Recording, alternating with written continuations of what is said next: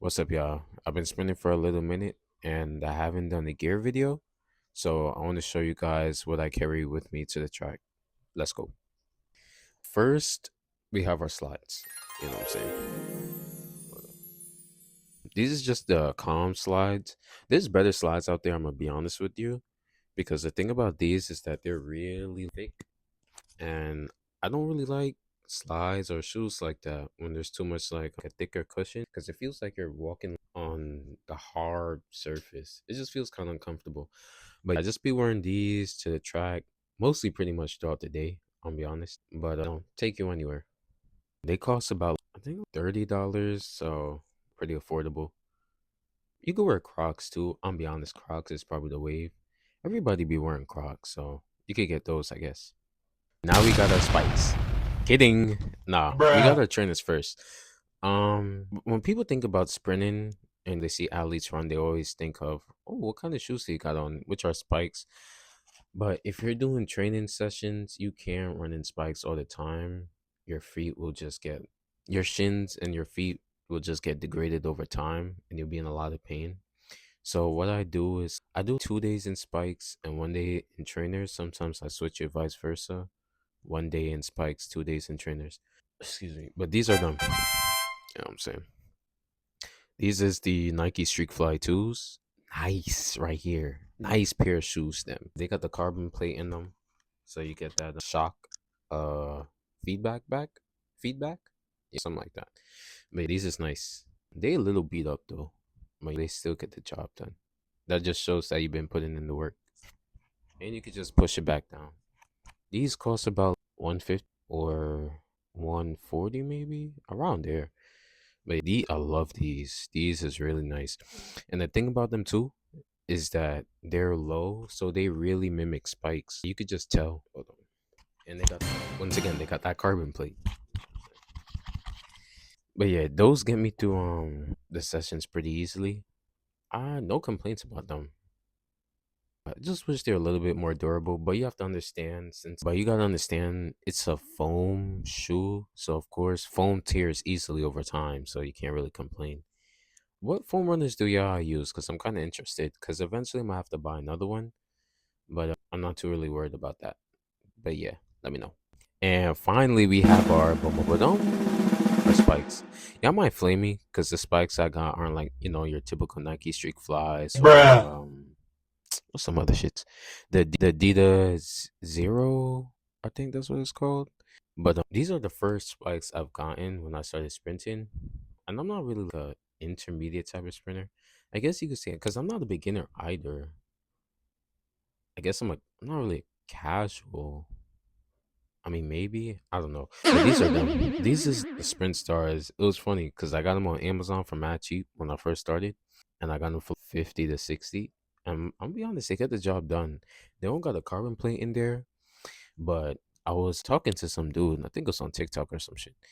But I was like, "Yo, you think I should get a carbon plate for my spikes?"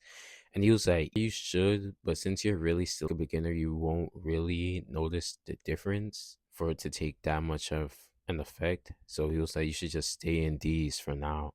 And I was like, "I guess might as well." So they've gotten the job done. I don't know their spikes, so can't really complain. Nah. The only thing is though is that the nails do fall out here and there.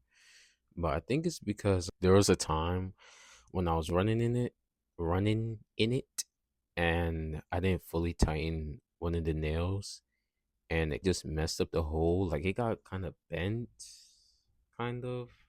So when I try to like screw a nail in there, it's just kind of uneven. But it is what it is. It doesn't really matter too much. They still get the job done. I know people got recovery shoes for off days. I don't really got that. Well, I do got. Nah, I won't say I got that. I used to wear the Asics Cumulus 27s, but yeah, those weren't it. They weren't it because I was using them for drills, which is not good. I'll be honest, not because they're so thick on the Oh. midsole, so it feels hard, and you can't even be dorsiflex.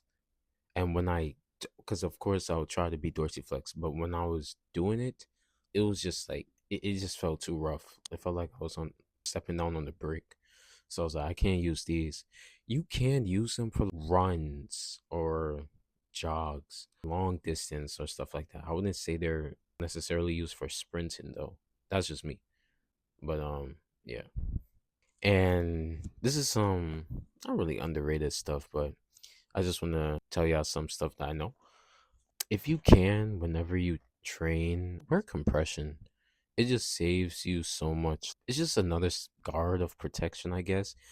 Well, you don't, of course, you don't have to, but if you're feeling some slight of discomfort, that's not too much. It's just a little tick, or like it's like you feel a little bit of pain, and it's like, just wear compression just to maximize your performance. But if you do feel pain though, then take the day off, bro. It's just not worth it.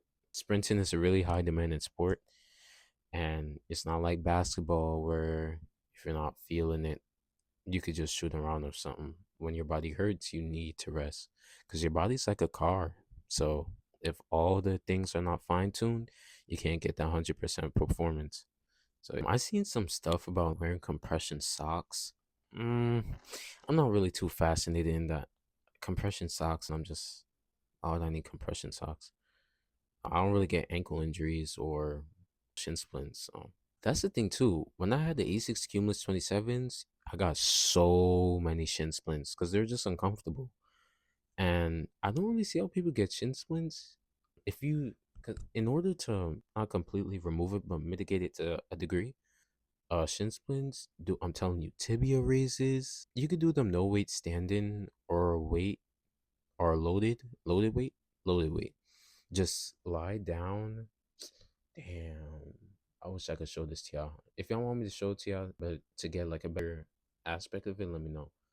But what the fuck? My bad. So you lie down on your ass, on your bum, and then you'll curl it. Damn, this is gonna be hard. Let me know if y'all want to see. But tibia raises, lying down tibia raises with weight, right there. Calf raises, of course, isometric holds, and you'll be solid. But yeah. And for the last one is supplements. Unfortunately, this is just like a tease. I want to explain it more in depth in the next video. So if y'all want that, let me know. Overall, though, hopefully this video did help or gave you some idea of what to expect if you're just getting into track and field or sprinting. But yeah, enjoy your day.